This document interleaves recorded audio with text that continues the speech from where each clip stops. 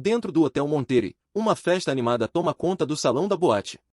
Lá, a multidão dança e comemora ao som de música alta. Enquanto isso, o DJ comanda a sala com um entusiasmo contagiante. Logo, uma mulher se aproxima de um homem e o cumprimenta discretamente. Em seguida, ela sussurra que o pacote já chegou à sala reservada. Com a mensagem entregue, um maço de dinheiro é discretamente deixado em seu copo. Ao mesmo tempo, no 22º andar, um grupo de homens aguarda na sala VIP. De repente, as luzes do corredor se apagam, e um deles pergunta o que está acontecendo. Chefe então ordena que todos mantenham a calma e envia alguém para verificar o andar de baixo. Naquele exato momento, o elevador chega silenciosamente ao andar deles. Assim que as portas se abrem, uma faca é lançada em alta velocidade. Imediatamente, a lâmina atinge um dos homens em cheio na cabeça. Ao ver o corpo cair, seu companheiro reage com total choque. Desesperado, ele grita que há um intruso no local. Responsável pelo ataque entra em ação e o derruba facilmente, zombando da falta de habilidade dos Yakuza. Em seguida, outro bandido aponta a arma e grita para que ele morra logo. Mas, com movimentos rápidos, o agressor usa o corpo do homem como escudo. Em um movimento rápido, ele derrota o oponente e o desarma sem esforço. Líder não perde tempo e ordena que um de seus homens relate o incidente e peça reforços imediatamente. Enquanto isso, o estranho percebe que ainda restam muitos inimigos para derrotar. Com um sorriso confiante, ele promete terminar tudo para que eles possam voltar para casa. Então, um breve e intenso confronto começa no corredor estreito. Logo depois, o chão fica coberto de corpos caídos. Ofegante no chão, o chefe o identifica como o assassino contratado da Coreia. Agressor, que se aproxima silenciosamente, revela ser um membro da organização Balyai. Chefe, Ashikoto Shinichi, pergunta quanto a empresa rival está pagando pela missão. Desesperado, ele oferece 10 vezes mais em troca de sua vida. Ashikoto tenta provocá-lo, mas logo se arrepende e implora para ser ouvido. Sem hesitar, o outro homem pressiona a faca alojada no Yakuza com força. Grito de dor do chefe ecoa pelo corredor sob a pressão do golpe. Logo depois, o agressor explica, rindo, que contratos duplos violam a política da empresa. Com um olhar sério, ele acrescenta que seria caçado por pessoas terríveis se quebrasse as regras. Com isso, ele declara que é hora de terminar o trabalho sem mais delongas. Em seguida, ele se volta para um armário e elogia a coragem de quem quer que tenha tido a coragem de se esconder ali durante todo esse tempo. Ao abrir a porta, ele diz que precisam terminar as coisas para poderem voltar para a Coreia. De repente, ele fica completamente atônito com o que vê lá dentro, chocado. Ele não consegue acreditar na cena que está diante de seus olhos. Dentro do armário está o corpo de Nakaoka Kuniyazu, o chefe do Sakão Megumi. Enquanto se pergunta quem foi o culpado, uma figura encapuzada o ataca de cima. Golpe é preciso, e o assassino não consegue reagir rapidamente, sendo derrotado. Tudo que resta são manchas vermelhas no chão após o golpe devastador. Mesmo assim, o atacante passa por cima do corpo caído no chão e a figura misteriosa com olhos vermelhos o encara vitoriosa. Longe dali, uma mulher caminha pelo corredor da organização do Museu de Arte de Balyai. Ela se dirige calmamente ao elevador do andar. Em seguida, ela entra no compartimento e espera em silêncio. As portas se fecham enquanto ela mantém uma expressão séria e firme. Em meio a uma cena violenta, vários assassinos se envolvem em lutas intensas. Logo, a mulher pega a faca que foi jogada em sua direção. Ao se aproximar de seus subordinados, um deles pergunta se ela está bem. Shire Embalhale simplesmente lhe diz para tomar cuidado para não perder a propriedade da empresa. Após o aviso, ela se vira e se dirige a uma porta nos fundos. Com isso, ela entra em uma sala de conferências grande e bem iluminada. O local já está preparado para uma reunião de emergência do Conselho de Balyai. Yeribali agradece a presença de todos, apesar de suas agendas lotadas. No entanto, o conselheiro Amanji questiona o motivo da convocação repentina. Ele também ressalta que o diretor nem sequer está presente na sala. Kang Soeno repreende, sorrindo, lembrando de que ele deveria ter lido os relatórios. Ela então comenta que, ultimamente, as pessoas de seu setor têm sido atacadas. Amanji, no entanto, minimiza os incidentes, dizendo que as mortes fazem parte do trabalho. Com um olhar sério, Soen pergunta o que ele diria se as vítimas fossem de sua própria organização.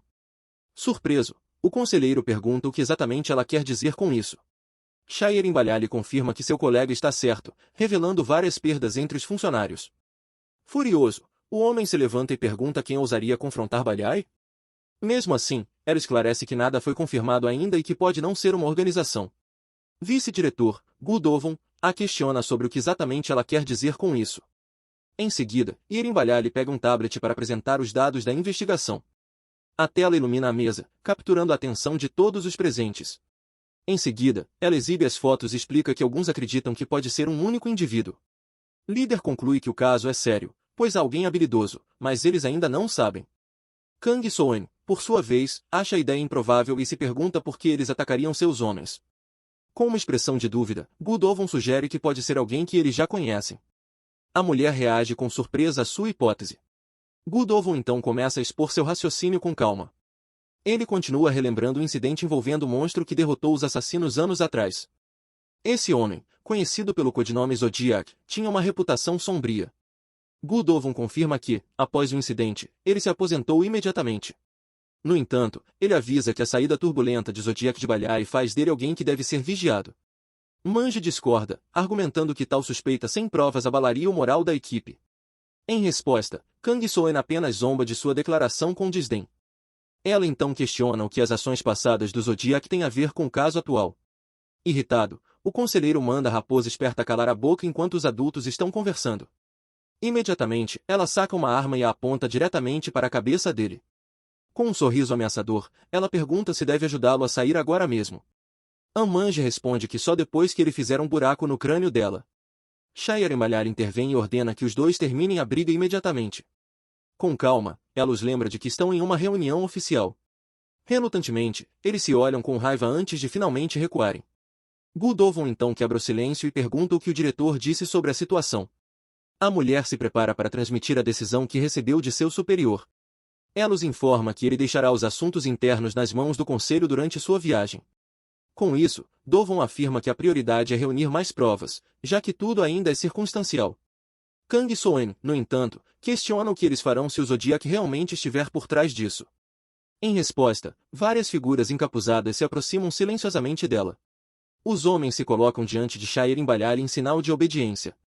Com um olhar determinado, ela ajusta seus óculos sem hesitar. Shire Balhar então declara que ele será tratado com os Balhai. Enquanto isso, a cena muda para frente de um street café. No chão, há um homem ferido e visivelmente espancado. Um capanga se aproxima nervoso, perguntando quem diabos é esse desgraçado. Homem caído então pergunta se ele realmente está falando sério. A pessoa que o enfrentou era apenas um trabalhador comum do café. A narrativa volta para alguns minutos antes do tenso confronto. Dois homens entram na cafeteria e um deles conta ao outro que disse ao balconista que eles eram amigos. Logo o amigo responde que não se preocupe e que um café seria suficiente.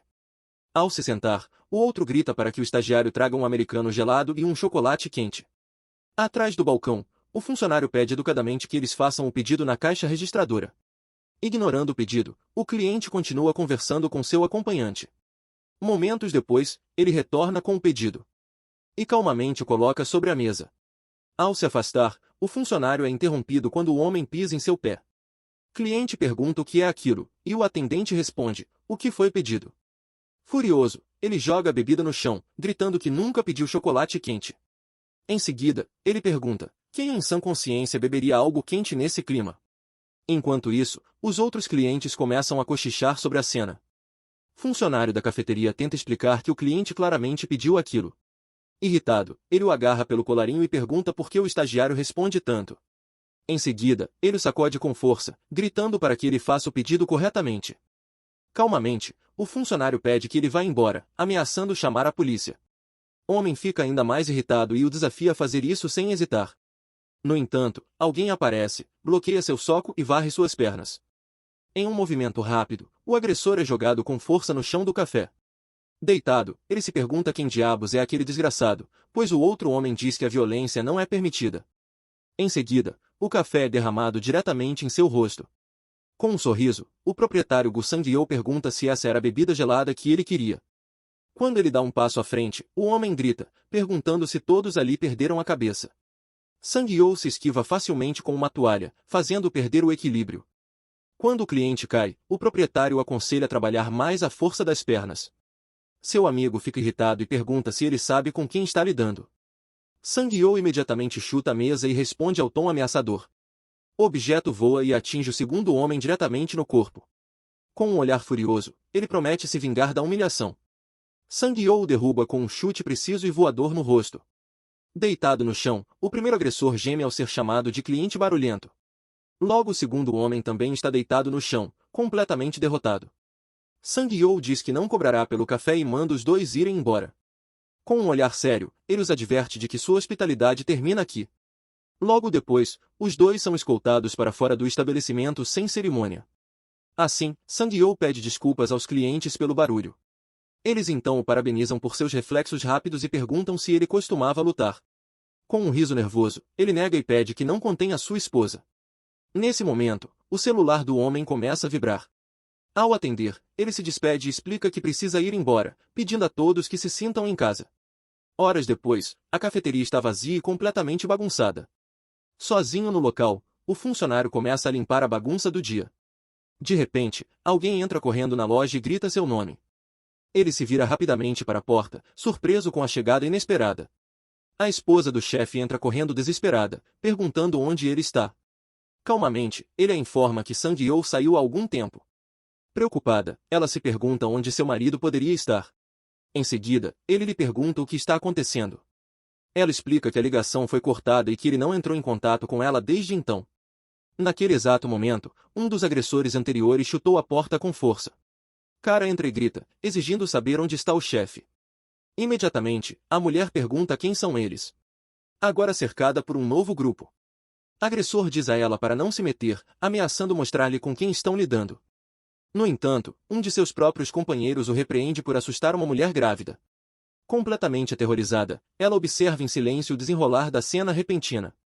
Logo, o líder do grupo se desculpa, dizendo que só quer uma indenização pelo irmão agredido. Confusa, ela pergunta se a agressão foi cometida por seu marido. Homem então se oferece para discutir o assunto diretamente com ela. Em resposta, ela pede que eles voltem mais tarde, pois não consegue falar com ele. Mesmo assim, ele se irrita, reclamando da falta de cooperação, apesar de sua polidez. Em seguida, ele avança, dizendo que, se o chefe não está lá, ela pode resolver as coisas sozinha. A mulher grita de medo. Ele tenta agarrá-la com violência. No último segundo, o funcionário se aproxima e bloqueia o golpe com o rosto. Ela corre imediatamente para ajudá-lo, mas ele lhe garante que está bem. Com raiva, o líder reclama do caos e ordena que seus homens cuidem da indenização. Em resposta, os bandidos começam a destruir o interior da cafeteria. Enquanto isso, o homem se abaixa para pegar seus óculos do chão. Então o líder pisa neles, chamando-o de 4 olhos. Logo em seguida, ele o manda ir embora, dizendo que o deixará ir para lidar com a mulher. No entanto, ele o ignora, mesmo quando os outros exigem que ele vá embora. Surpreso, o líder se pergunta por que não consegue mover o homem. Irritado, ele grita que bastardos como ele sempre são punidos. De repente, o homem entra em pânico com a força do aperto que sente. Sua mão é então travada no lugar, fazendo-o questionar a força do homem. Com um movimento rápido, o funcionário torce o braço e o bandido grita, perguntando o que ele está fazendo. Em seguida, o homem grita de dor por causa da imobilização. Alarmados, os outros bandidos gritam o nome de seu líder. Enquanto segura o braço, o funcionário diz que agora é ele quem deve pagar pelos danos. Ele então pede à ex-esposa de Sang-yeol que fique na cozinha por segurança. Líder da gangue então grita com os outros, perguntando por que eles estão ali parados contra um único homem. Com isso, todos se unem para atacar o desafiante. Logo depois, um soco forte atinge o rosto do chefe do jogo. Impacto faz voar para trás enquanto o ataque implacável continua. Diante da cena, um dos bandidos fica furioso e grita que isso é loucura. Mas antes que possa reagir, é pego de surpresa pela velocidade do adversário. Ele então é derrubado com um soco preciso que o faz cambalear de dor. Enquanto isso, outro inimigo saca uma faca para tentar descobrir quem é esse homem. Sem hesitar, ele se lançou para frente, gritando para atacar o oponente. No entanto, o ex-estagiário simplesmente pega um garfo de uma das mesas. Com o utensílio em mãos, ele bloqueia a faca e golpeia o braço do agressor. Logo depois, ele olha para a lâmina com um olhar ameaçador e firme. Mesmo assim, os outros decidem atacá-lo de uma só vez. Com um sorriso no rosto, ele derrota facilmente todo o grupo. Em poucos instantes, os atacantes jazem no chão, gemendo de dor. Derrotado, o líder ainda se pergunta quem diabos é aquele bastardo. Enquanto tenta entender, ele pensa se o cara realmente era apenas um estagiário da lanchonete. Ofegante no chão, ele decide que é melhor evitá-lo por enquanto. No entanto, seu caminho é bloqueado por uma faca cravada no chão à sua frente. Com um olhar ameaçador, uma voz pergunta aonde ele pensa que está indo. Desesperado, ele tenta pedir um momento para se explicar melhor. Mas Jeon Do-jun é o antigo assassino de Balha e avisa que a vingança ainda não acabou. Pouco depois, a esposa de Sang-yeol se aproxima e pergunta se ele está bem. Ao fundo, dois homens permanecem no chão após a luta. Em resposta, o agente garante a ela que ele está bem e insiste que a prioridade é encontrar Sang-yeol, perguntando onde ele está. A esposa de Sang-yeol responde que ele foi distribuir comida perto da estação de Seul mais cedo naquele dia. Ao entender, o veterano pede que ela relate o incidente, pois acredita que os casos não estão relacionados, e diz que vai verificar com o sem-teto. Em seguida, a cena muda para a plataforma da estação de trem. Do lado de fora, a placa da estação de Seul se destaca na paisagem urbana. Perto dali, a narrativa se concentra em um vilarejo onde vivem pessoas sem teto. Com raiva, um morador chuta uma lata enquanto reclama dos agressores. Logo depois, ele questiona se eles estão sendo explorados como mão de obra. Sentado ao lado dele, outro homem comenta que eles são tratados como alvos fáceis só por estarem nessa situação. Em seguida, o líder do grupo tenta acalmá-los, dizendo que eles devem esperar o momento certo para mostrar como é perigoso mexer com pessoas que não têm nada a perder. Mesmo assim, um dos presentes revela ter ouvido que um estranho se envolveu na operação. Em resposta, é dito que o chefe disse a eles para não se preocuparem com o intruso e, com um sorriso, ele acrescenta que espera que nada tenha acontecido. Bêbado, um deles garante a todos que está tudo bem e que não há nada com que se preocupar. Logo outro comenta que os desaparecimentos de adultos geralmente não são investigados a fundo. Ele também ressalta que, sem câmeras de segurança no beco, não há nenhuma evidência. Ao tentar acender um cigarro, ele acaba reclamando que seu isqueiro não funciona. Com algum esforço, alguém finalmente consegue acender o cigarro para ele. De repente, o homem se assusta ao perceber que Do-jun está bem na sua frente. Aterrorizado, ele se afasta e pergunta quem é o estranho, mas o recém-chegado diz que não queria assustá-lo. Em seguida, o investigador mostra a foto de um homem em seu celular e pergunta se eles o viram distribuindo comida antes. Ao ver a imagem, o homem de chapéu parece reconhecê-lo, mas seu companheiro rapidamente o silencia. No entanto, o bêbado pega o celular e diz: o homem se parece com o cara envolvido no incidente. Com isso, o olhar de Do-jun se torna sério e concentrado. Rapidamente, o companheiro do bêbado cobre sua boca para impedi-lo de continuar falando. Logo depois, ele agarra o amigo e insiste que ele está bêbado demais. Em seguida, diz para ele parar de dizer bobagens e o puxa, dizendo que estão indo tomar sopa. No entanto, o agente os interrompe com uma ordem firme para que esperem. Ele insiste que eles deem uma olhada melhor na foto. Logo em seguida, um dos homens tenta golpeá-lo com um porrete. Do-jun fica irritado e exige saber o que está acontecendo. O agressor decide então que, como ele já está lá, eles também podem resolver o problema. Nesse momento, um grito ecoa pelo beco anunciando que ele foi encontrado.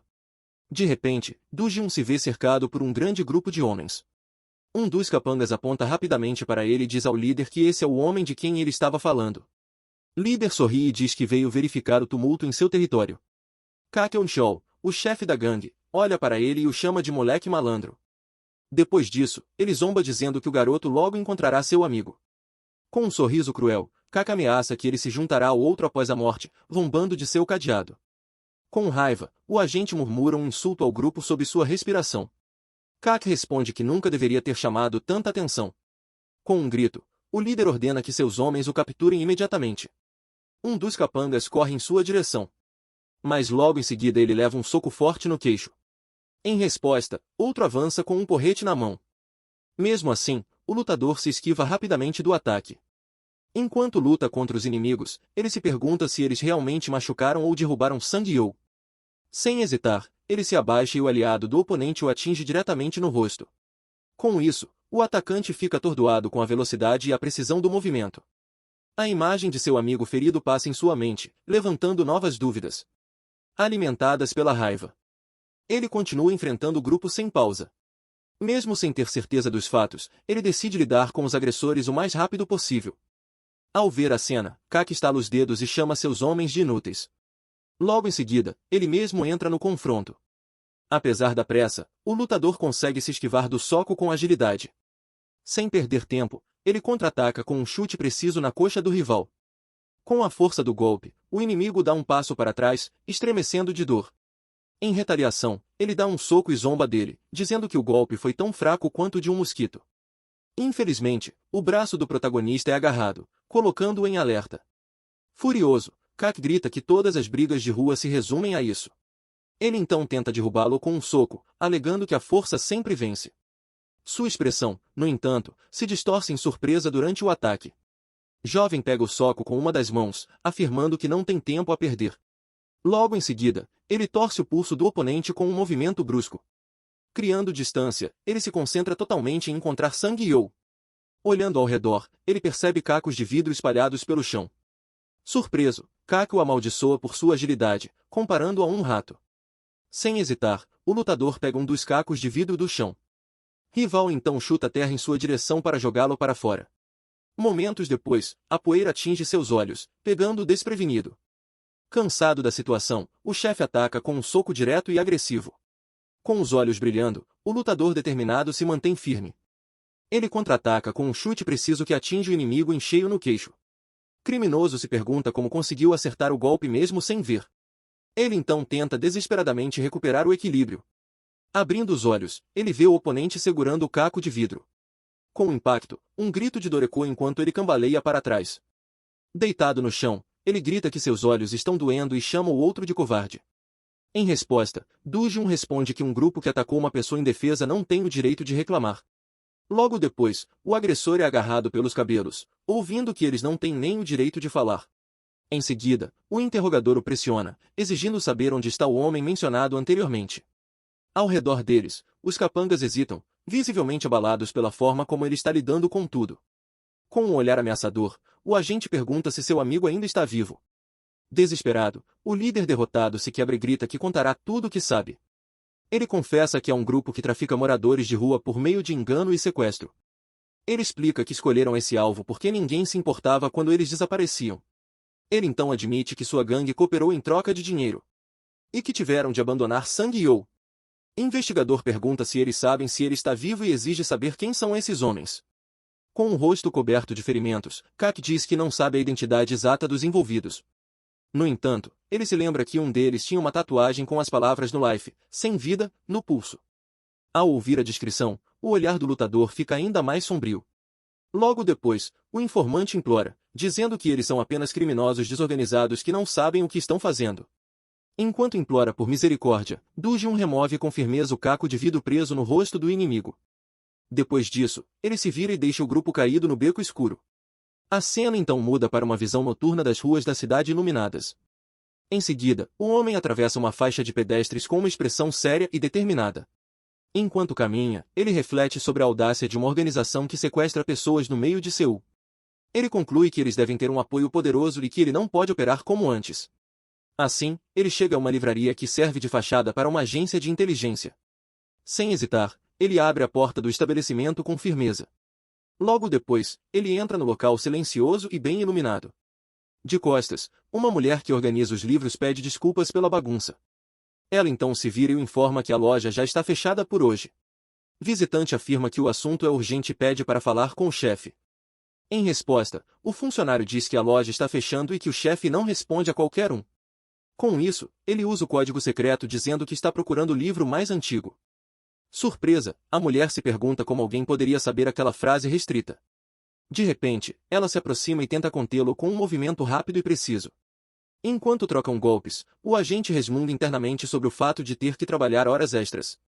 Logo, a bibliotecária Saiyunjin o ameaça com uma faca, exigindo saber como ele descobriu o código. No entanto, o visitante a desarmou facilmente com um golpe preciso. Ela contra-ataca com um chute direto, mas o movimento é bloqueado novamente. Com sua resposta rápida, Yunjin fica chocada com sua incrível velocidade.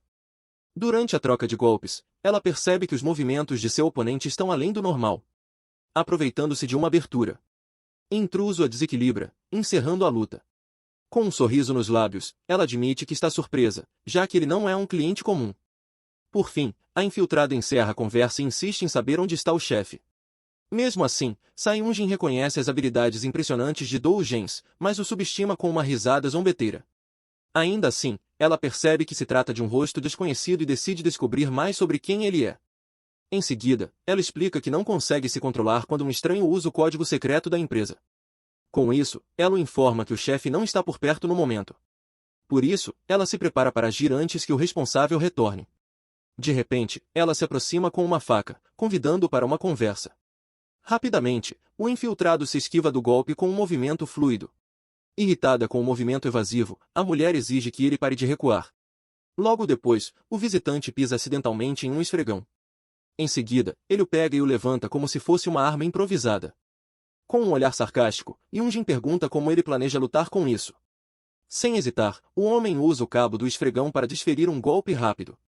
Mesmo surpresa, a oponente consegue bloquear o ataque com sua faca no último momento. Ela então percebe que ele planeja usar o bastão para obter vantagem. Por isso, ela decide diminuir a distância e tentar despistá-lo com uma manobra rápida. No entanto, ela fica atordoada com a resposta inesperada e ágil do oponente. Em seguida, ela é atingida por um golpe sólido desferido com um cabo do esfregão. Com o impacto, ela cambaleia para trás e admite que mal evitou o golpe. Logo depois, ela decide mirar em sua perna com a faca. Mas o homem interrompe o golpe com um soco preciso na mão que segura a arma. A espião encara, surpresa com sua incrível velocidade. Aproveitando a oportunidade, ele agarra o pulso dela com firmeza. Assim que ele a imobiliza por trás, ela entra em pânico e implora para que ele espere. Ignorando seu pedido, o lutador a joga com força contra os móveis da sala. Com isso, a agente cai dolorosamente no chão da biblioteca. No chão, ela geme de dor nas costas entre os livros espalhados. De repente, ela o percebe se aproximando e entra em alerta novamente. Homem então exige que ela pare de enrolar e diga onde está o chefe. Ele permanece imponente, olhando para ela atentamente. Nesse momento, uma nova figura feminina aparece, perguntando se ele é rico. Xiongguo aparece, acompanhada de seus guardas, criticando a bagunça na loja. Ela é apresentada como a proprietária da livraria FS, uma empresa de informações clandestinas. Do chão, a funcionária tenta nervosamente se desculpar com sua chefe. Então ela para ao lado de um dos livros caídos. Livro acaba sendo um arquivo detalhado sobre o perfil de Du Jun. Com isso, o líder pergunta se ele voltou ou se está ali para acertar contas antigas. Mesmo assim, Du Jun apenas a encara em silêncio, mantendo uma expressão séria. Em seguida, ele empurra uma nota que menciona uma tatuagem sobre tráfico humano. Imediatamente, Xiongguo se lembra do antigo incidente da Ilha dos Escravos e ele pergunta se ela sabe alguma coisa sobre isso. Em resposta, ela diz que, por enquanto, não tem nenhuma informação. Homem então pergunta o que exatamente ela quis dizer com o por enquanto. Ela explica que, como o caso envolve moradores de rua, a agência também terá que investigar. Curioso, ele pergunta se a investigação vai demorar muito. Enquanto ela se afasta, a ferida o aconselha a não se apressar. Finalmente, ela revela que o incidente envolveu exploração de mão de obra, portanto, a pessoa que ele está procurando pode ainda estar viva. Xiongjeon se oferece para ajudar com o caso, mas o lembra de que, em troca, ela cobrará dívidas antigas. Logo depois, ela pega um arquivo em uma das prateleiras próximas. Enquanto analisa o conteúdo, ela comenta que o momento em que ele saiu para cavalgar é bastante suspeito. Documento em suas mãos, mais uma vez, mostra o perfil detalhado do visitante. Depois disso, ela fecha o livro e diz que tem algo a falar sobre o local onde ele costumava trabalhar. Ela então pede que ele espere um pouco antes de revelar a informação. Com isso, ela avisa que nada é mais tolo do que agir com base em dados incertos. Sentado no chão, o homem responde que entende a lógica por trás das palavras dela. Xiongguo revela que a equipe de reconhecimento da FES já chegou ao local e pode encontrar algo em breve. Enquanto ela fala, ele apenas a observa em silêncio. Finalmente, a ferida enfatiza que ele conhece melhor do que ninguém as habilidades da equipe dela. Enquanto isso, uma van solitária dirige por uma rua escura sob forte chuva. Em outro ponto da cidade, 3 homens suspeitos se reúnem sob a tempestade. A agente Cheolvi os observa, suspeitando que se trata do local de detenção temporária. Ao lado dele, Chameon-sik comenta que tudo parece estar indo bem demais. Seu colega relata que foi fácil seguir os alvos que não pareciam muito perigosos. Mesmo assim, ele demonstra preocupação com quem pode estar apoiando o grupo e decide informar primeiro. Quando se prepara para iniciar a operação, algo estranho chama sua atenção. Em um instante, seu rosto se contorce de terror ao perceber uma nova ameaça. Uma cena inesperada revela um de seus homens sendo neutralizado por uma figura misteriosa. Logo depois, o olho vermelho do agressor brilha intensamente na escuridão. A agente reage em pânico ao local, sem entender o que está acontecendo ao seu redor. Em meio ao caos, Chameon-sik percebe que perdeu o contato com o líder da equipe. Antes que ele possa reagir, ele também é atingido e cai inconsciente após o impacto. Em seguida, o atacante camuflado derruba toda a equipe em um piscar de olhos. No centro do pátio, A grita o nome de seus colegas ao ver os companheiros caídos ao seu redor. De volta à realidade, ele pergunta se ele está bem e recebe um agradecimento pelo resgate. Diante deles, a figura encapuzada com olhos vermelhos os encara em meio aos oponentes derrotados. Com uma lâmina na mão, o homem pergunta de onde vieram esses ratos. Em resposta, a Sheol-Vi o encara seriamente e começa a pegar a faca escondida em seu casaco. Ele grita de volta que eles gostariam de perguntar a mesma coisa e começa a atacar indeciso. Logo depois, ele e Shamion-Sik lançam seu ataque contra o homem encapuzado. Mesmo assim, o atacante bloqueia os dois golpes simultaneamente com sua lâmina afiada. Logo depois, ele desarma os dois com um poderoso golpe de sua arma semelhante a um machado. Homem encapuzado então atinge Shamion-Sik com um forte golpe de sua lâmina. Logo depois disso, ele o derruba com precisão. Enquanto grita o nome de seu parceiro. Consumido pela raiva, o agente restante dá um golpe direto no agressor. Em seguida, ele se retira, tentando ganhar distância do inimigo à sua frente.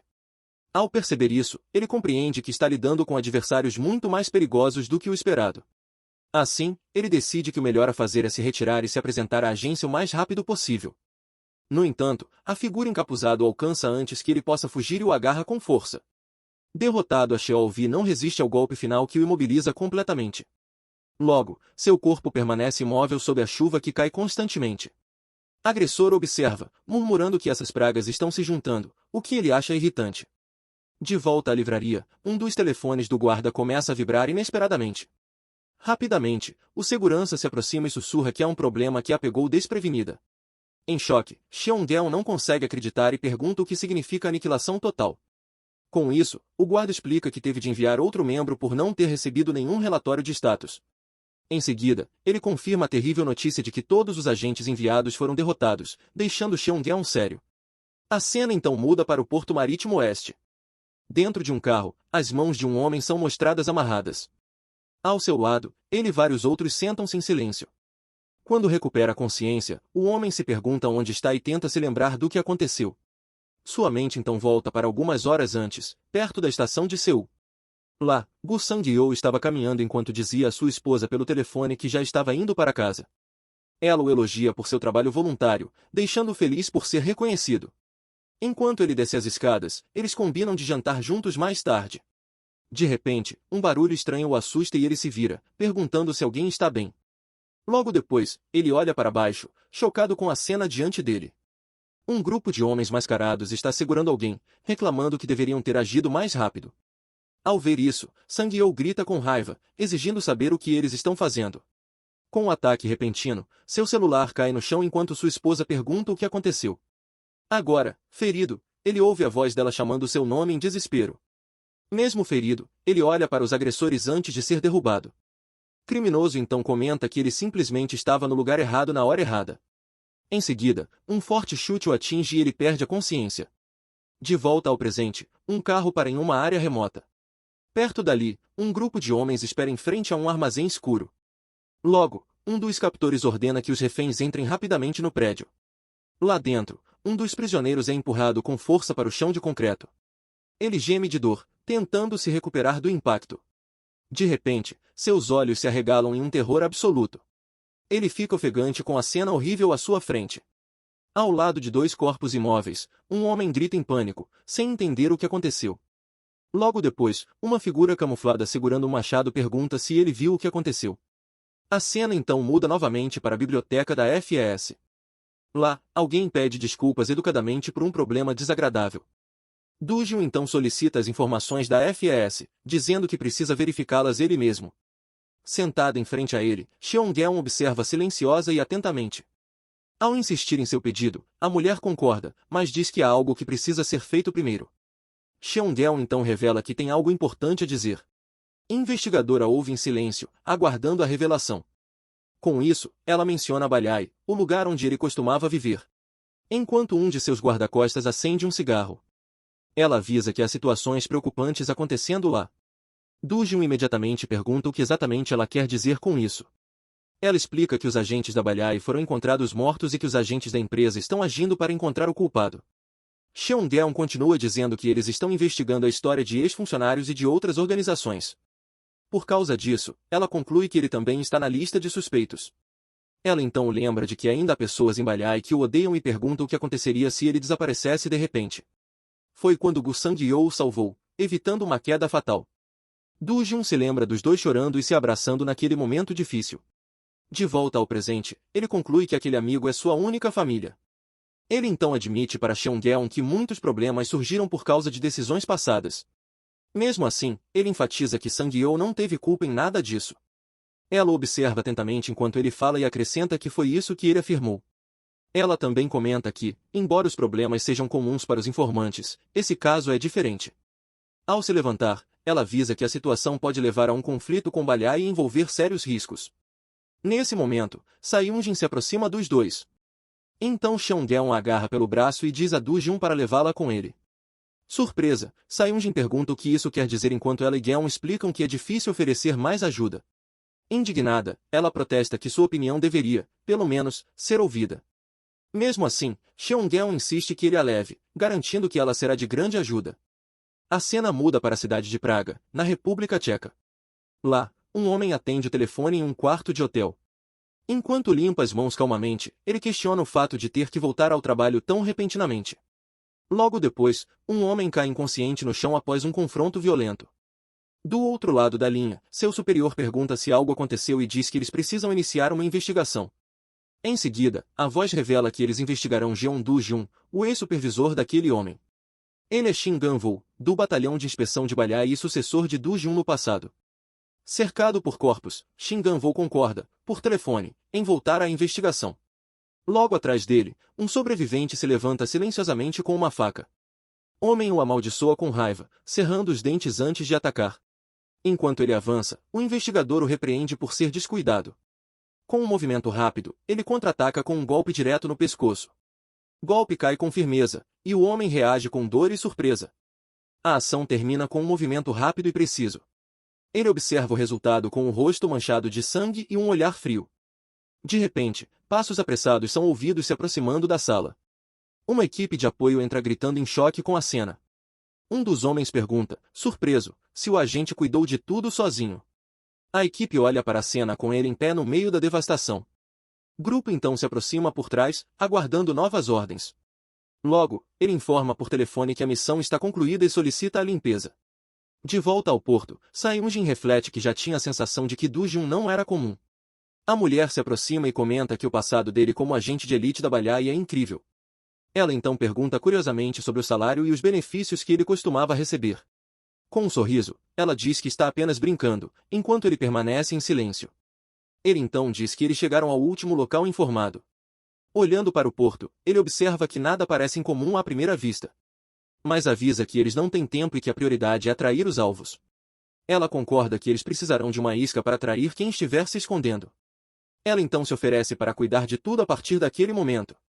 Homem apenas a observa em silêncio. Saeunjin se aproxima dos homens para fazer uma pergunta, e um deles pergunta o que ela precisa. Ela então explica que está apenas procurando por alguém. Ela se posiciona na frente dos trabalhadores. Com uma foto na mão, ela pergunta se eles viram essa pessoa por aí. Ela insiste que, mesmo que eles não o tenham visto, talvez tenham ouvido alguma coisa. Um deles pergunta diretamente ao outro se ele sabe de alguma coisa, mas os homens balançam a cabeça. Logo, ele se irrita, dizendo que eles não sabem de nada e que ela deve ir embora. A mulher então pede para fazer apenas mais uma pergunta. Homem fica olhando para ela, confuso com sua persistência. Tocando em uma rede de pesca, ela pergunta se eles a estão usando. Indignado, o funcionário pergunta o que ela pensa que está fazendo. Ela comenta que ouviu dizer que as redes precisam ser limpas, mas aquela parece intocada. Homem explica que o barco não navega há muito tempo e que, por isso, a rede não passou por manutenção. Com um olhar desconfiado, a investigadora simplesmente diz que entende a situação. Ela se afasta para observar o barco à distância. No entanto, ela ressalta que, para um barco que está parado há tanto tempo, o casco parece muito limpo. Ela então pergunta se o fundo não deveria estar coberto de cracas. Homem a acusa de estar procurando problemas e incomodando pessoas ocupadas. Com uma risada, Saeunjin diz que estava apenas curiosa e pede desculpas se o ofendeu. Logo depois, ela se vira e volta para o pier. A gente então pergunta a Do-jun se eles podem prosseguir agora que a isca foi armada. Seu parceiro comenta que ela realmente parece ter um plano. Naquela mesma noite, a cena muda para um armazém no porto. De repente, caixas são movidas. Em seguida, homens correm para limpar a bagunça, dizendo que precisam se livrar dos corpos antes do amanhecer. Observando de cima, Sayunjin comenta que não esperava que eles mordessem a isca, e sua parceira percebe que ela já havia previsto isso. Ela revela que a FES implanta dispositivos de rastreamento para que os funcionários atribuam missões de alto risco. Sua aliada pergunta sobre o rastreador e por que eles não foram direto ao local. Ela explica que eles não tinham certeza de quem estava por trás dos assassinatos, então ela causou uma cena do porto de propósito. Com isso, a investigadora se lança rapidamente. Seu golpe acerta em cheio um dos trabalhadores. Sayunjin aterrissa e explica que fez isso para deixá-los em pânico e tentar se livrar do corpo. Líder do grupo a reconhece da doca e grita, perguntando como ela encontrou o local. Com um sorriso, ela responde que eles foram idiotas por terem caído na armadilha. Dujun observa a cena e conclui que ela é tão habilidosa quanto Cheongeon havia dito. Furioso, o homem encarregado ordena que seus subordinados ataquem. Imediatamente, uma luta intensa começa dentro do armazém. Lutador se precipita com um soco furioso em um dos homens. Seu movimento faz com que o outro atinja seu próprio aliado no processo. A gente então olha seriamente para os oponentes caídos. Sua parceira observa a cena, surpresa com a reação dele. Ela percebe que ele lidou com todos sozinho em um instante, como se soubesse exatamente o que ela havia planejado. Então ela se pergunta se ele estava apenas observando porque já sabia de tudo e acha melhor não provocá-lo. Líder derrotado começa a confessar sobre um grupo chamado da Pará. Ele revela que é uma gangue que se expandiu para Seul e trafica moradores de rua. Em seguida, o homem admite que seu próprio grupo lucrou com a operação. No entanto, ele explica que, em algum momento, eles pararam de comprar as pessoas e só pediram que as segurassem e transportassem. Homem acrescenta que o pagamento era alto demais para ser recusado e que ele soube que as vítimas eram levadas para uma ilha. Investigador conclui que a situação é mais séria do que um simples sequestro e que o próximo passo é encontrá-los. Dujun exige a localização de Daeopo, mas o homem balbucia que não há como entrar em contato com eles. A expressão do lutador endurece com a resposta. Homem então revela que eles viram buscar as vítimas ao amanhecer e que talvez seja possível pegá-los. Longe dali, as luzes de uma ilha misteriosa brilham na noite. Enquanto isso, de volta ao porto, a água atinge suavemente os barcos. Logo depois, homens de terno com uma presença intimidadora vigiam a área. Em seguida, pessoas com os pés amarrados são forçadas a caminhar. Uma multidão de prisioneiros encapuzados é alinhada e levada à frente. Logo, uma grande porta se abre, revelando uma passagem iluminada que eles devem seguir. Dentro de um carro, Sayunjin diz que acha que chegou a hora.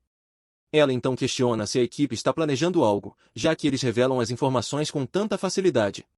De repente, as luzes de um barco se aproximam do pier na escuridão. Ela percebe o movimento e comenta que eles finalmente chegaram. Barco atraca no pier enquanto silhuetas observam de longe.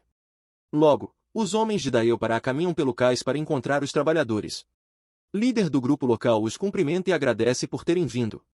Daeopará, um chefe, pergunta sobre a carga, e o homem responde nervosamente que os preparativos estão prontos. Em um flashback, Sayunjin entrega um rastreador ao responsável pela carga, dizendo-lhe para colocá-lo no navio. Homem entra em pânico, gritando que será punido se for pego. Ele então argumenta que cooperou e que os professores deveriam lidar com isso diretamente. A gente olha para ele com desprezo, perguntando se ele realmente acredita que tem escolha. Ela então vira a tela do celular para ele. A tela exibe uma foto do homem com sua esposa e filha em um parque de diversões. Aterrorizado, ele pergunta o que é aquilo, e Sayunjin avisa que não haverá problema algum em tirá-lo de lá. Ela o ameaça com uma reunião familiar, e o homem concorda em obedecer. Enquanto isso, no cais, os homens do Daeopará organizam os prisioneiros para o embarque. Colaborador se pergunta nervosamente o que fazer, enquanto um bandido ordena que todos se apressem. Ele então olha para os carros estacionados, ciente de que está sendo observado. De dentro do veículo, Sayunjin o encara com um olhar severo. Pelo telefone, ela o adverte para que pare de pensar e faça o que lhe foi pedido, pois ela está observando. Trabalhador concorda e decide que, por enquanto, ele precisa fingir que está cooperando. Chefe da Daeopará pergunta se aqueles são todos os prisioneiros, e o outro homem se apressa em confirmar. Discretamente, o informante deixa o rastreador cair no convés do barco. Enquanto observa os prisioneiros, o chefe da Daeopará comenta que não são tantos quanto ele esperava. Logo depois, ele pergunta se o homem lidou com os perseguidores, e o outro responde que eles não são mais uma ameaça. Irritado, o chefe pergunta por que ainda não se livraram deles. E o funcionário se corrige, dizendo que cuidou de tudo. Trabalhador então mente, dizendo que os perdeu no mar, onde ninguém os encontrará. Líder da gangue acena com a cabeça para seu subordinado. Finalmente, ele olha para o relógio e grita que o tempo acabou e que é hora de ir embora. Outro homem se despede, pedindo seu pagamento como de costume, mas o chefe da Daeopara lhe diz para esperar um pouco. Confuso, o homem se volta para o chefe e pergunta: o que está acontecendo? De repente, o chefe do crime lhe dá um golpe direto no pescoço. Enquanto o homem traído cambaleia, o agressor diz que ele deveria ter feito um trabalho melhor. Em seguida, ele empurra seu corpo na água, dizendo que o tolo estava sendo seguido. Momentos depois, seu corpo atinge a superfície da água, provocando uma grande explosão. Alarmado, Sayunjin se pergunta em voz alta se eles foram descobertos. Os homens de Daeopara subjugam os trabalhadores restantes, que imploram por suas vidas. Um dos capangas informa que tudo está resolvido e o chefe ordena que ele limpe a bagunça antes de voltar.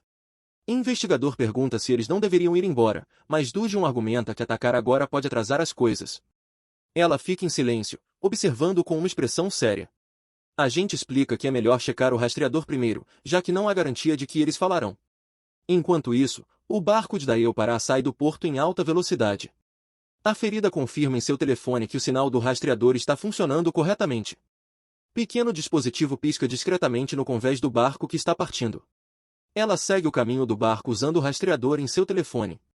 Dujun conclui que os homens que eles viram não faziam parte da equipe da FES e que eles devem presumir que há outros indivíduos habilidosos envolvidos. Sua parceira concorda, afirmando que sua equipe não seria derrotada por eles e que outros devem estar observando.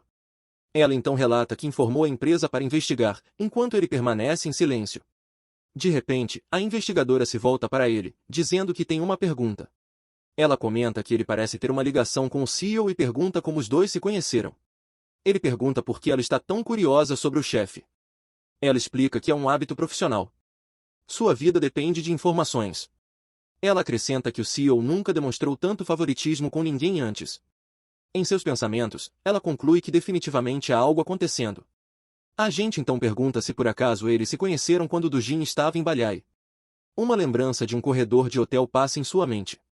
Nesse flashback, a porta do quarto 007 se abriu.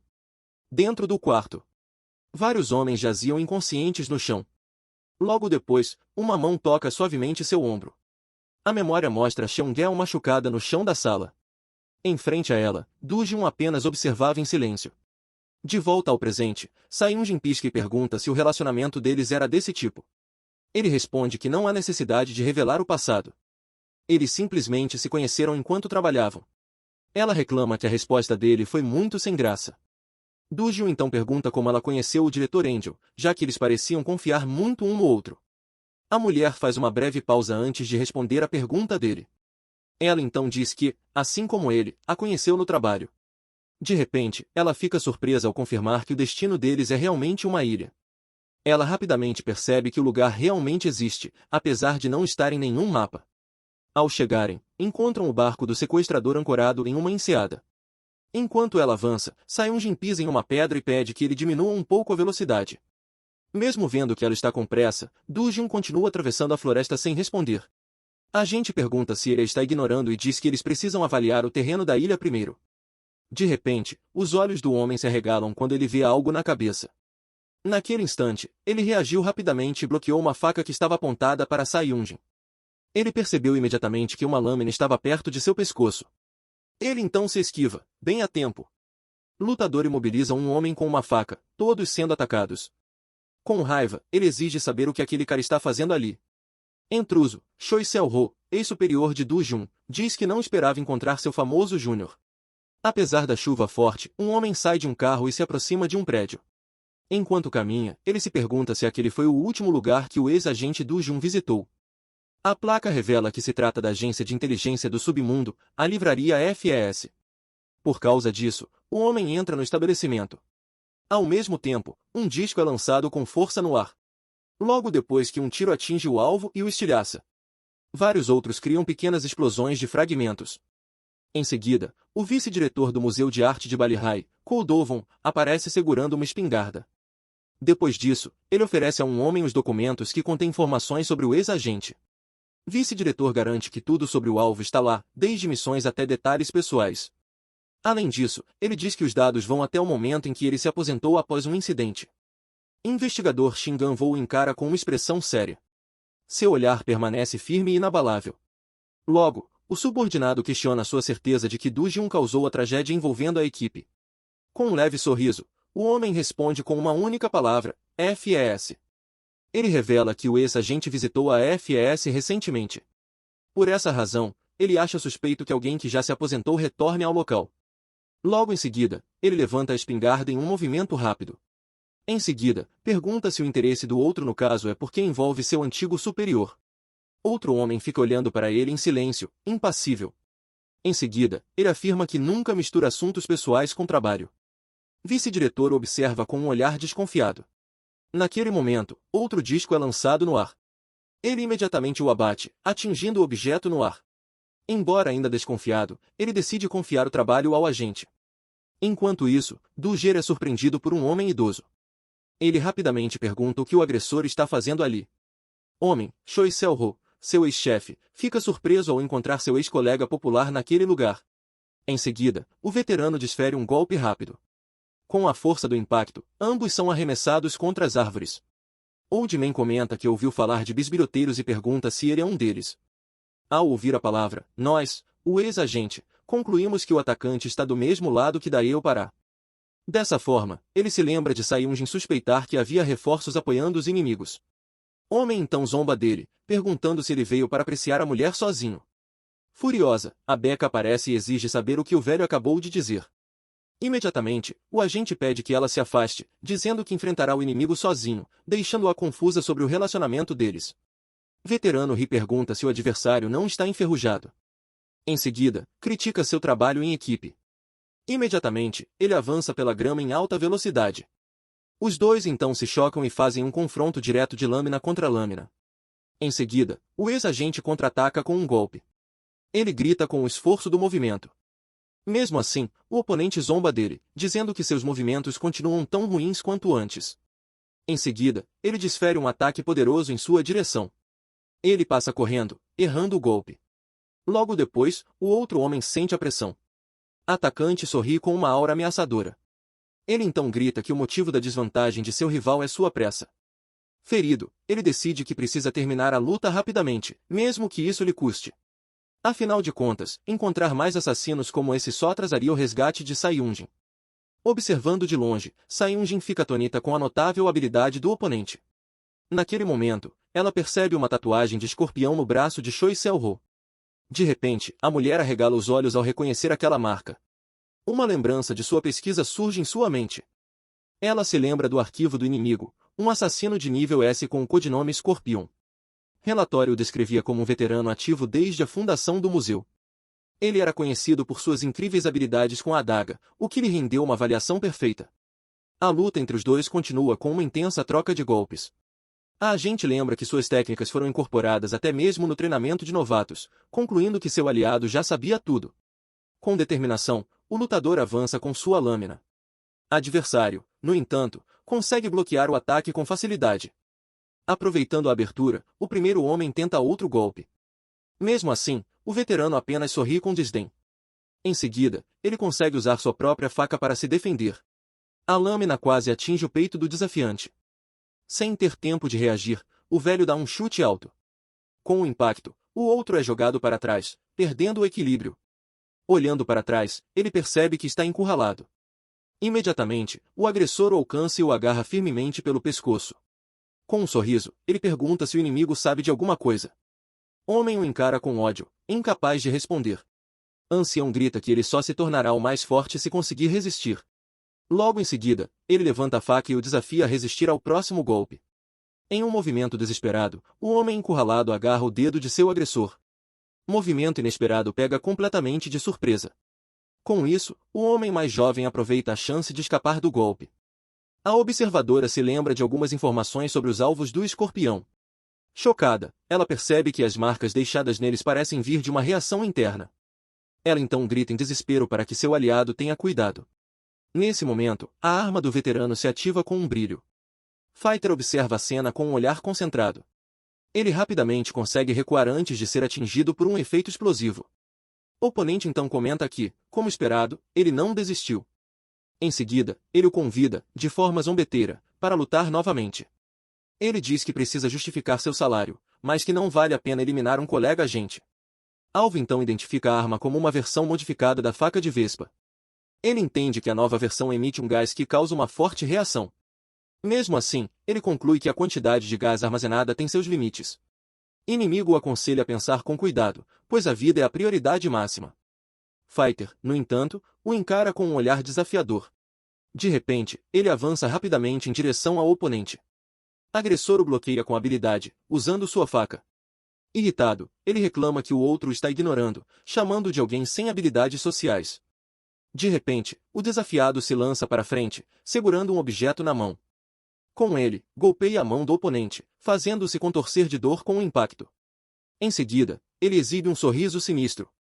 Com a mão machucada, o outro homem o amaldiçoa furiosamente. Com um olhar intimidador, o homem desafiado responde que seu antigo oponente fala demais. Então, um grito de dor ecoa pela floresta escura. Furioso, o homem ferido grita o nome de seu adversário e promete derrotá-lo. Logo depois, ele se lança em um ataque selvagem. Que é firmemente bloqueado. O oponente, no entanto, olha para trás com a mesma intensidade, sem recuar um centímetro. Imediatamente, ele contra-ataca com um soco poderoso em seu rival. Com a força do golpe, o homem mais velho é jogado de volta para as árvores. Lutador observa atentamente, concentrado no próximo movimento. Enquanto isso, o homem ferido se arrepende de ter se precipitado na luta. Sua mão direita agora está gravemente ferida, tornando-se inútil por um tempo. Além disso, ele percebe que o gás de sua faca especial está quase esgotado. Veterano percebe que o outro está perdendo o controle e que ele próprio não vai durar muito mais. Por isso, ele procura uma chance de dar o golpe final e o provoca, comentando sobre seu aparente desespero. Com um olhar astuto, ele continua insinuando que o homem pode estar procurando por alguém. Ele então pergunta se é um parente que foi levado junto com os outros. Ao ouvir a provocação, Lutador interrompe seu avanço imediatamente. Ao ver sua reação, o velho ri e insiste mais, perguntando se é mesmo verdade. Ele continua gritando incrédulo, perguntando se essa era a verdadeira razão por trás de tudo. Mesmo assim ele acha estranho, pois não se lembra de nenhuma família viva ligada a ele. Então o provocador se lembra de que todos foram tirados de cena no passado. Ele continua dizendo que isso foi causado por um rebelde dentro da própria empresa. Logo o nome do responsável, Song Tae-jeon, surge em sua mente. Observando a cena, o agente próximo fica confuso com o que ele quer dizer. Enfurecido, o outro homem cerra os dentes e o manda calar a boca imediatamente. Logo depois, ele avança, confirmando as suspeitas do provocador. Homem ferido percebe que seu rival perdeu a calma no momento em que ouviu falar de sua família. Com isso, ele entende que essa é sua única chance de revidar. Ele então prepara a faca e grita que é hora de dizer adeus. A faca vazia é ativada novamente, pronta para o golpe final. No entanto, o ataque é bloqueado com firmeza. A gente entra em pânico ao perceber o risco de um bloqueio direto contra essa arma. Com um aperto firme, o lutador agarra a lâmina da faca. De repente, a arma reage no cabo, pegando o homem mais velho de surpresa. A explosão o atinge em cheio, deixando-o completamente atordoado com o impacto. Ele então grita ao ver sua mão ferida e trêmula. Os dois se olham com ódio, um chocado, outro consumido pela fúria. Aproveitando a oportunidade, o homem mais jovem avança e dá um soco devastador. No chão, o homem derrotado o amaldiçoa em sua mente, percebendo a estratégia por trás do golpe. Ele então entende que o oponente deliberadamente mirou e danificou a liberação de gás na faca. Golpe preciso atingiu exatamente o pequeno mecanismo da arma. Como resultado, o bloqueio forçou a reação diretamente no cabo. Veterano se sente patético ao perceber que o outro só fingiu perder o controle para enganá-lo. Em seguida, o vencedor exige saber o paradeiro das vítimas sequestradas e o nome de quem está por trás de tudo. Mesmo derrotado, o homem ferido ri e diz que ele seria louco se pensasse que conseguiria arrancar essa informação dele. No entanto, ele diz que pode revelar uma coisa. Nome Song Tae-jeon. Ele então revela que tudo é obra dele e pergunta se ele está surpreso com o fato de o inimigo, supostamente morto, ainda estar vivo. Chocado, Do-jun pergunta se ele está mesmo vivo e o que eles estavam planejando juntos. Deitado no chão, o veterano ri. E diz que agora cabe a ele descobrir toda a verdade. Ao perder a consciência, ele comenta como a vida é fascinante por tê-lo colocado frente a frente com um velho inimigo. Logo depois, ele lhe deseja boa sorte, mas duvida que desta vez ele consiga salvá-los. Sobrevivente observa em silêncio com uma expressão séria. Em outro lugar, um carro desce a estrada em alta velocidade. Dois veículos de luxo seguem um ao outro na noite escura. Dentro de um deles, um homem cerra o punho enquanto reflete sobre os eventos recentes. Amanji, diretor do museu, conclui que isso não parece ser algo que Du Jun teria feito. Uma mulher ao lado dele mostra uma foto de Shin Gan-Vo em seu celular. Ela explica que ele age sob as ordens de Gu Dovon e questiona o envolvimento da unidade de supervisão. Enquanto isso, os carros continuam em fila pela estrada deserta. Diretor suspeita que Dovon esteja planejando algo e se envolvendo demais. Ele sugere que isso pode ser devido ao ressentimento pelo fato de Du Jun ter deixado Balhai no passado. Ele lembra que muitos clientes importantes foram embora com ele, mas ela ainda considera a resposta excessiva. Amanji ordena que seus homens fiquem de olho em Gan-Vo, suspeitando que ele esteja usando as tropas para fins pessoais. Ele rapidamente percebe algo estranho, ficando surpreso com a situação. Em seguida, vários drones são lançados na direção do comboio. Um deles se prende à frente de um veículo em movimento. Imediatamente, ele explode em chamas e destruição. Logo depois, um grupo de figuras mascaradas aterrissa silenciosamente na estrada. Um deles ordena uma checagem para ver se o alvo sobreviveu à explosão. De repente, um dos homens mascarados é pego desprevenido. Ele é então violentamente lançado para trás pela força da porta de um carro. A cena se transforma em um caos, com os atacantes sendo rapidamente neutralizados. Amanji então grita, exigindo saber quem se atreve a desafiá-lo. As outras figuras mascaradas observam a cena em silêncio, sem reagir. De dentro do carro, ele ruge de raiva por causa dos truques usados contra ele. Logo, Song Tai-Junho aparece e comenta sobre a boca suja do diretor. Surpreso, Amanji é imobilizado por trás pelo inimigo. Em seguida, ele sente a pressão de uma corda sendo puxada contra seu pescoço. De repente, um tiro é disparado a queima-roupa. Com um olhar determinado, o diretor reage. Com um movimento rápido, ele tenta acertar o agressor. Em seguida, ele dispara de volta contra ele. Mesmo assim, o oponente consegue se aproximar e acertar um chute. Ele imediatamente se afasta, tentando criar distância. Song Tai-Junho comenta que não sofreu nenhum arranhão e elogia os carros de Balhai. Com um sorriso, ele começa a remover sua máscara e diz que já faz um tempo desde o último encontro. Ele então se revela e cumprimenta o diretor com sarcasmo. A cena muda para Du Jun, que relembra as últimas palavras do moribundo. Choi Seo-Ho-Ri reafirma que cabe a ele descobrir tudo. Song Tai-Junho está por trás de tudo, o mesmo homem que se presumia morto. Em choque, o diretor pergunta como ele ainda está vivo, já que Du Jun deveria tê-lo eliminado durante a rebelião. Logo depois, ele pergunta se é ele mesmo que orquestrou os ataques contra Balhai. No entanto, o homem mascarado simplesmente diz que não há necessidade de se preocupar com esse detalhe. Com um olhar sinistro, ele avisa que o diretor logo estará fora do caminho. Em seguida, ele percebe a mulher e comenta que não é surpresa que o chefe da Balhai carregue uma arma. De repente, a mulher desconhecida ataca com uma faca, pegando o inimigo desprevenido por um momento. Mesmo assim, ele bloqueia o ataque com facilidade e comenta que foi por pouco. Logo em seguida, ele a agarra pelos cabelos, fazendo-a gritar em pânico. Enquanto isso, Amanji reage com desdém, pensando que ele sempre soube que ela era inútil. Nesse momento, os homens mascarados do agressor avançam em direção a eles. Diretor os encara e zomba de seu inimigo por ter vindo de tão longe só para enfrentá-lo. De forma zombeteira, ele pergunta se o oponente reuniu um grupo de lacaios para si mesmo. Imediatamente, um dos homens encapuzados corre para atacar o líder de Balhai. Com um sorriso confiante, ele questiona se realmente poderia ser derrotado por homens tão desleixados. De repente, uma van amarela bate em um dos bandidos com força. Veículo sai em alta velocidade, deixando o corpo na estrada. Logo, um homem se aproxima e pede desculpas ao diretor por ter se atrasado. Enquanto Amanji diz que sabia que ele estaria por perto, o inimigo os identifica como sua equipe de elite. Então o protocolo do diretor escolta o Yasha e se prepara para a batalha. Um dos membros ordena que seus companheiros neutralizem todos os inimigos. Logo depois, ele ataca o homem mascarado, gritando que o derrotará sem piedade. Em resposta, o alvo joga uma pequena faca em sua direção. Outro membro do Yasha, no entanto, o surpreende ao se preparar para atacar com um martelo enorme. Com isso, o guerreiro bloqueia a faca e chama o ataque de truque barato. As lâminas dos dois combatentes se chocam com uma força impressionante. E o inimigo contra-atacou com um rápido golpe giratório. Mesmo assim, um membro do Yasha bloqueia o golpe com o braço. Logo depois, ele dá um soco poderoso, que derruba o agressor para trás. O oponente admite que já esperava isso, mas diz que é muito difícil lidar com eles. Enquanto isso, a equipe Yasha derrota com eficiência os inimigos mascarados restantes. Amanji então comenta que não é de se admirar que sua escolta seja considerada a mais forte de Balyai. Um dos guerreiros zomba da habilidade de espadachim do oponente, dizendo que sua equipe foi escolhida a dedo. Em seguida, ele derrota o inimigo com um golpe rápido e preciso. Com isso, o homem mascarado conclui que sua equipe está em grande desvantagem em termos de força. Líder Yasha então o confronta, perguntando para onde ele está olhando.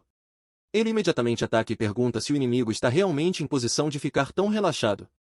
Enquanto luta, o homem mascarado percebe que enfrentar aquele homem, que parece ser o líder, é como se estivesse lutando contra feras selvagens e furiosas. Mesmo assim, ele reflete que, por mais selvagem que seja um predador, ainda assim não é totalmente impossível caçá-lo e derrotá-lo. Em outra parte da batalha, um membro da Yasha fica atordoado com o grande número de inimigos. Mesmo assim, ele continua lutando, gritando que esses bastardos não param de chegar. De repente, ele percebe algo estranho no homem que acabou de derrotar e o agarra surpreso. Logo em seguida, um dos homens mascarados o pega desprevenido e o golpeia no peito.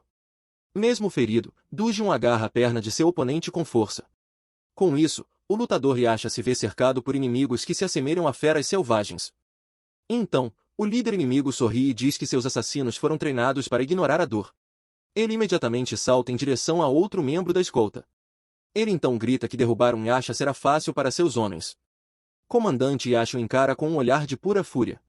No entanto, o inimigo o engana e corre em direção ao seu verdadeiro alvo. Guarda entra em pânico ao perceber que perdeu o oponente de vista. Ele rapidamente vê que o homem está atrás do diretor e grita que ele está em perigo. Furioso, Amanju saca uma arma e chama seu inimigo de verme patético. Em seguida, ele dispara queima-roupa contra o homem mascarado que o está segurando. Impacto do tiro joga o agressor para trás, seriamente abalado. Mesmo assim, o inimigo avança e o apunhala no braço com uma faca. Chocado, Amanji se pergunta onde ele encontrou homens que continuam, mesmo quando feridos. Líder da escolta grita o nome do diretor em desespero. Enquanto isso, o inimigo provoca, perguntando se ele esqueceu suas próprias palavras.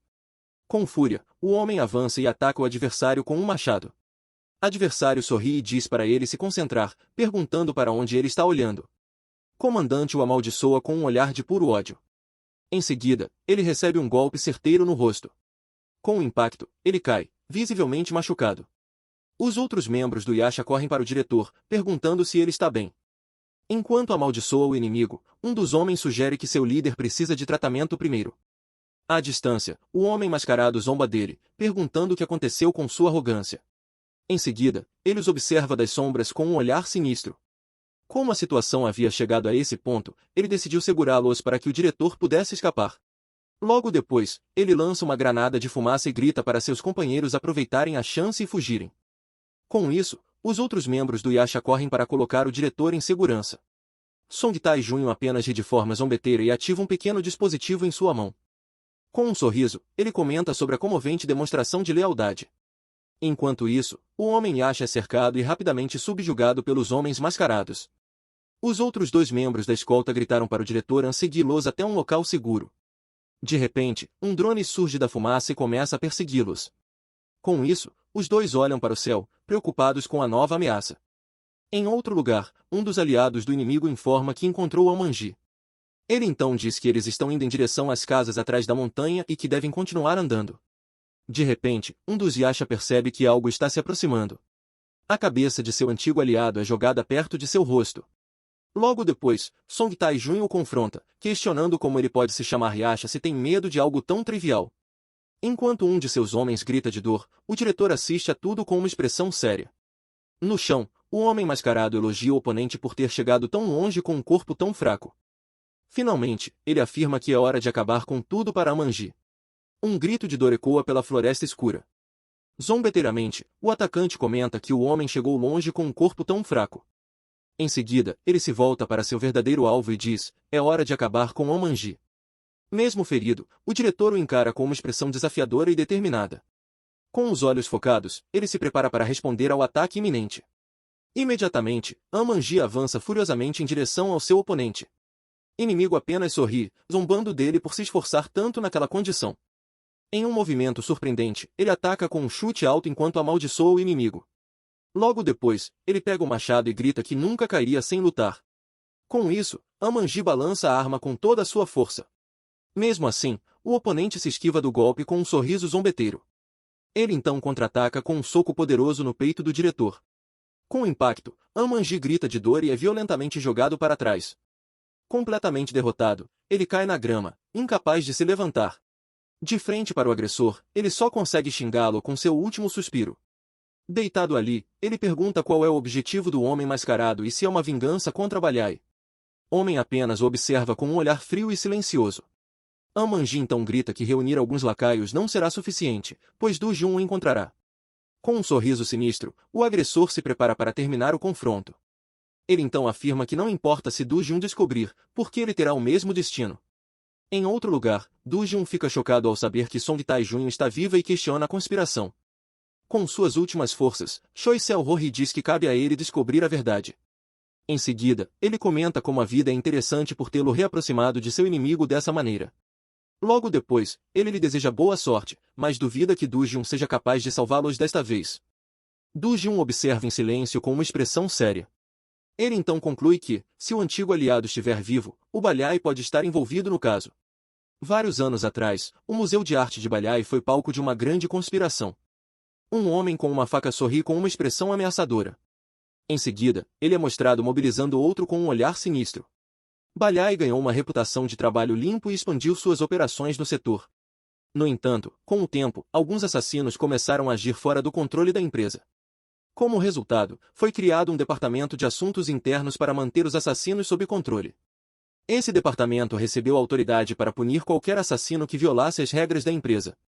A punição era a remoção imediata, e Du Jun e Song Tae-jun foram os encarregados de executá-la. A cena então muda para um beco escuro e deserto. O local está cheio de sacos de lixo e caixas abandonadas. De repente, uma bota pisa em uma poça de água. Em seguida, um homem corre desesperadamente pelo beco. Com raiva, ele lamenta ter sido localizado tão rapidamente. Logo depois, alguém pula do alto e segue o mesmo caminho. Homem entra em pânico quando percebe que já foi encontrado. Com um sorriso, o carrasco anuncia que as ordens de cima são para removê-lo da organização. Imediatamente, ele entra em ação e atinge o alvo com um golpe preciso. Em seguida, ele acusa o traidor de negociar com outros corretores e vazar informações sobre clientes VIP. Com isso, o homem tenta se defender atacando seu perseguidor. No entanto, ele acaba fugindo enquanto segura uma faca na mão. Du Jun ataca o fugitivo com um soco direto no rosto. Traidor grita de dor com o forte impacto do golpe. Em seguida, ele cai no chão, completamente derrotado e sem forças. Seu ex-colega então o repreende por ter a coragem de agir contra a empresa. Furioso, o homem grita que ninguém ali é limpo o suficiente para julgá-lo. Sua mão é ferida enquanto ele segura a faca em um último ato de desafio. Seu rosto se distorce em uma mistura de ódio e desespero. Momentos depois, o carrasco encerra a missão com um sorriso frio. Corpo permanece esparramado no chão, imóvel. De pé diante dele, o agente lamenta que, apesar de suas ordens, esse tipo de trabalho nunca é agradável. Ele então comenta com Du Jun que seus colegas são praticamente da família deles. Du Jun, no entanto, responde que esse trabalho não pode ser feito se você deixar as emoções interferirem. Em seguida, ele faz uma ligação para informar que o trabalho está concluído e pede que a limpeza seja feita no local. Atrás dele, seu parceiro observa a cena em completo silêncio. A cena muda para um moderno prédio de apartamentos à noite. Logo, o homem digita o código para entrar em um dos apartamentos. Ao abrir a porta, ele olha para dentro com uma expressão cautelosa. Imediatamente, ele percebe um par de sapatos de salto alto de mulher no chão. Com isso, ele pergunta se ela já havia chegado. Yo Região, o curador do museu, confirma e pergunta se tudo correu bem. Ele então se desculpa pelo atraso, comentando que o trabalho de assuntos internos tem sido uma loucura. Ao se sentar, ele reclama que seu colega está ficando mais difícil ultimamente. Ao notar o comportamento dela, ele pergunta se há algo errado. Ele insiste que ela não parece estar bem, mas ela nega que seja algo relacionado ao trabalho. Então, ela coloca a mão em seu ombro, dizendo que estava preocupada que algo pudesse ter acontecido. Momentos depois, ela sussurra que sentiu falta dele e o beija intensamente. Ela então sussurra suavemente o nome dele, Tae-jun, em meio ao momento íntimo. Yo Região se entrega completamente à paixão do momento. A intimidade entre eles continua a se desenvolver na escuridão do quarto. Ele pergunta o que há de errado, dizendo que ela parece um pouco estranha. Com uma expressão séria, ela revela que tem algo a lhe dizer. Ao ouvir isso, ele diz que sabia que algo estava acontecendo com ela. Com um sorriso, ele a incentiva a dizer o que é. De repente, sua expressão muda para um olhar de pura raiva. Seus olhos brilham de raiva e ele grita, perguntando o que ela acabou de dizer. Com a voz trêmula, Io Região revela que os assuntos internos estão tentando matá-la.